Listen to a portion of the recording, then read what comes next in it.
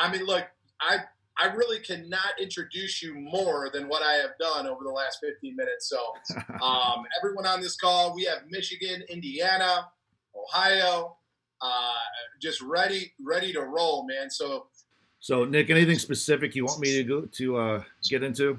I mean, look, man, I think you you have you have this phenomenal story, right? And I think, I mean, I really don't believe there's a there's another man that has overcome what you have had to overcome in the last 10 years. And now, so if you could just give us some words of just how you're able to overcome this adversity and program your mindset to not just survive the storm but thrive in the storms. Through it all, the biggest lesson I've learned, I think I talked about it in that video, and I certainly talk about it in the next, the second edition of my book that's coming out in about a month or so, is that every awful thing that's ever happened to me was really just really set me up for me to go to the next level. So every person that betrayed me was replaced by someone that was just much higher caliber. And I can attest to this in my personal life as well as my business life. Every time I've been betrayed by someone, it stung so bad. And if you've been betrayed again by a friend or a coworker or someone that you're working with in business that you had so much time and emotion invested in, it just sucks, man. I mean, it hurts so bad.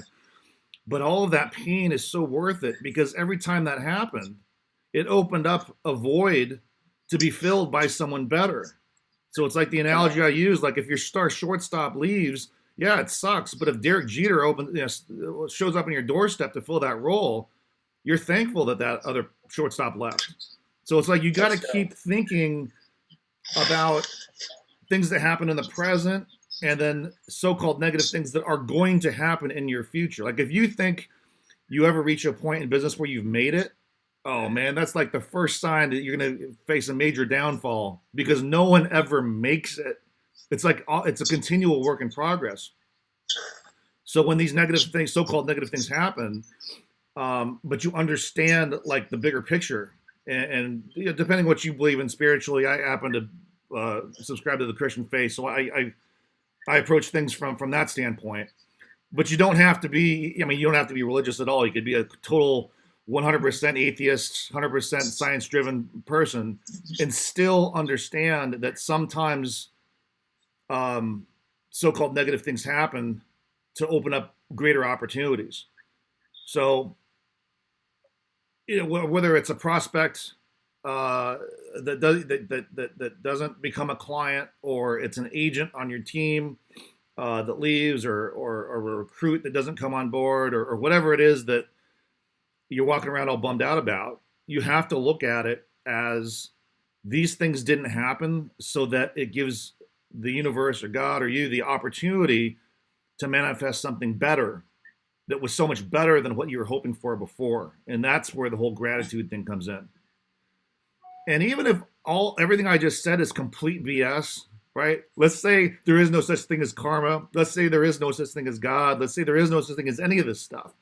The question is, do you think your life is going to be better by moping around and being in a crappy mood all day? Or do you think your life is going to be better by appreciating what you have and focusing on that more than what you don't have and being bitter about it? I just tend to think that the energy you put out is going to attract the right people that you really want in your life, and it's going to repel the people that you don't want in your life. So, like when I went through this major betrayal, where all these people, got up and left and stole and raped and pillaged and all that sort of thing, if those people hadn't left, the people that I'm doing business with now would not be doing business with me because they would see the caliber of person that I was surrounded by before. So it's like it's all been like it's just a huge, humongous blessing. But man, that shit stung in the process, man. Oh my God. You have no idea. Or maybe you do have an idea. But man, it just hurts so bad in the moment. But the end result is glorious. Absolutely, dude. Wow. So Darren, man, I mean, dude, I could literally think back to like 2012 when your book, I mean, when your book was given to me, man, and it really, man, just gave me hope, and it just set a fire inside of me that this industry is the industry that I should be in, and you know, seeing what you've done since then has just been absolutely monumental, bro. Thank you. And so, brother, I just want to, just give you like a word of, that your best days are 100% in front of you. And you are, not just a great business person, but a great friend and great man, right? And so, bro, I mean, just thank you so much. If you wouldn't mind, I would love to just open it up to a couple of questions, because I'm sure that a lot of the team is, kind of starstruck and I mean, it's not every day that they get some FaceTime with a guy like you. So with that being said, first, I would just like to open up the floor to some of the leaders. If you guys have a question or two for the man, I kind of want to limit it to like 3 to 5 total questions. So, yeah, if you don't mind, Nick, Can I go first? Yep. Just say your name for the video and then ask Darren, my name is Mickey Adkins. I've been here with AIL for about 6.5 years now. For you to do what you're doing, man, I mean, almost $40 million of production is very, very impressive. I know you can't really get there, without having a strong leadership foundation, that you're leaning on to help build that type of agency. So one question I would have for you is, what are some characteristics of individuals that you look to like mentor, that you like say like, this person is someone that's going to take me and my agents to like another level? Like, what are some characteristics of those types of people? Man, that is arguably certainly one of the most important questions to answer, and maybe the most important question to answer. And again, I address a lot of that in this new book. Put it this way: everyone's got a different business model, right? And there's certainly more than one business model that works to build a super agency, no doubt about it. I've moved in a very different direction than the direction I was moving in when I first wrote that first book 10 years ago. If I could go back in time with what I know now and give you that advice that I would have hoped I could have given my 10 years younger self when it comes to the quality of person, I used to recruit based on this extreme aspirational brand. And what I mean by that is, look at me, look how much money I make, look at all my cool stuff and all my toys, and don't you want to have that too? So work your ass off and copy me, and you can have the same thing I have. And I know a lot of folks in AIL use that brand. And again, I'm not criticizing that. I did that, and that's a large part of kind of that first stage of success in my business. The challenge I have experienced by focusing too much on the prize, right, the end result, the material blessings of having a successful business. The problem with focusing so much on that, I have found, is that it attracted a lot of folks that wanted that more so than wanted to serve. And again, there's nothing wrong with having nice stuff. I have nice stuff. It's not like I'm not driving a Prius to make some sort of social statement, right? But like, no one really knows what I drive anymore. Like, no one really knows all that stuff that I used to put out there. I still have most of that stuff, but I don't talk about it, and I don't floss it, and I don't flex it online. I don't do all that stuff. And again, if you guys are doing that, I am not criticizing that method. There's nothing wrong with having nice stuff and saying, man, look what I achieved. Nothing wrong with it. But again, what I have just personally found is that from a recruiting standpoint, that attracts people that really want that stuff. No, I want that stuff, right? I have that, nothing wrong with it. But if that's the focus, it's going to attract people that are more focused on that than serving. If you focus on the service that you provide and the outcome you provide for the client, all that other stuff takes care of itself. So if they just so happen to find out that you're driving a nice car and you live in a nice house, you have all this stuff, that's fine. But if you're gonna want to attract people that work hard, people that have integrity, people that are service-minded people, then the message you should put out, you got to lead with the things that a person that has those qualities would be attracted to. Now, once they get in the door, because you've attracted the right type of people, if they just so happen to find out that, oh yeah, and by the way, you can make a lot of money, in this business, then that's great too. But if sole focus is, oh, you can make a lot of money, you can attract the people that just want to make a lot of money. And the percentage of people that want to make a lot of money, the percentage of people that want to do it through service is very small. Does that make sense?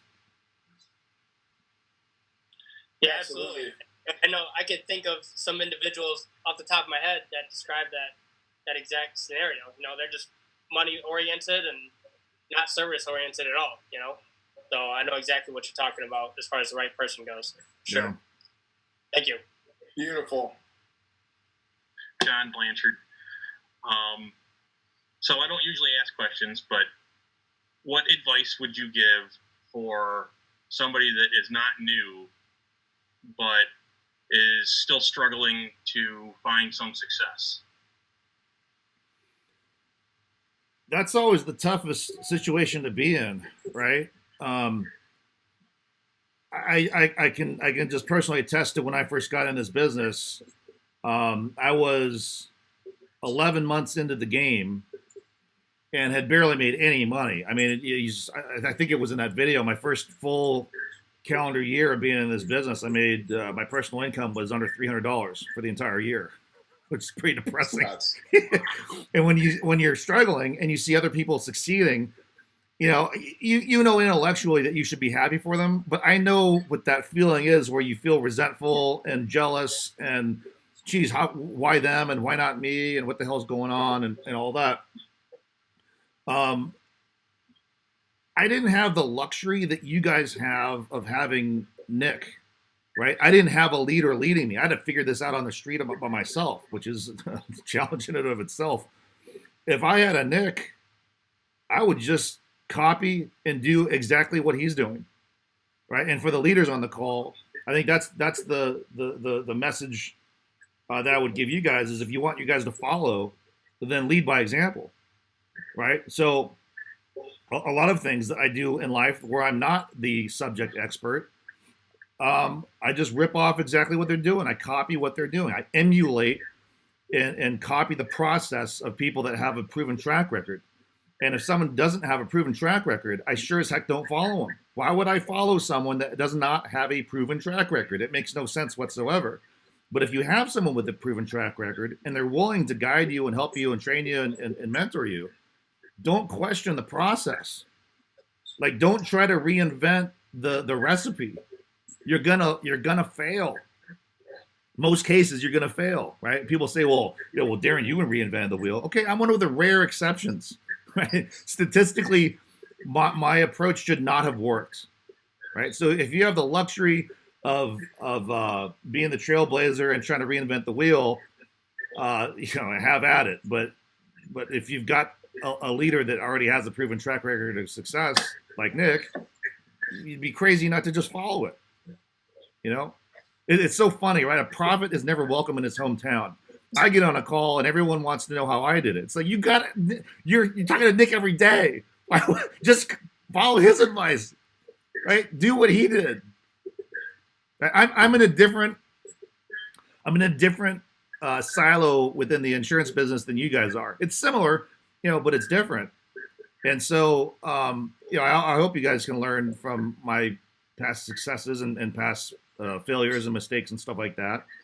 But the advice I have to give is no more valuable and is definitely significantly less valuable than the advice that you're going to get from Nick Skordos, who you're talking to again on probably a daily basis or certainly a weekly basis. So ask him how he did it. Have him give you the playbook and execute that playbook. Don't be trying to run play options. That doesn't work in most cases. Thank you. You got it. Fire. Well, Darren, you are a true legend, dude, and love you, bro. And look, whatever you need from me, just say the word.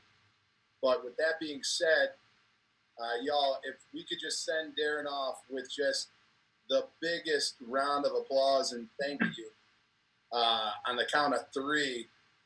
So unmute yourselves and just send this guy off with some gratitude. So Darren, man, bro, we love you. We thank you. Appreciate you. Thank you so much.